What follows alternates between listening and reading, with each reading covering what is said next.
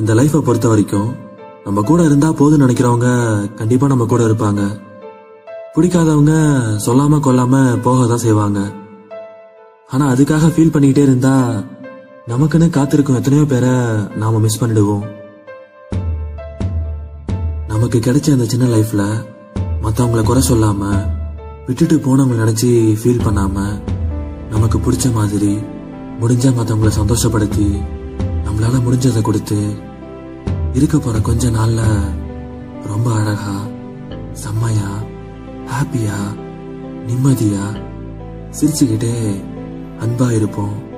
உலகத்தை மறந்து சந்தோஷமா இருப்போம்.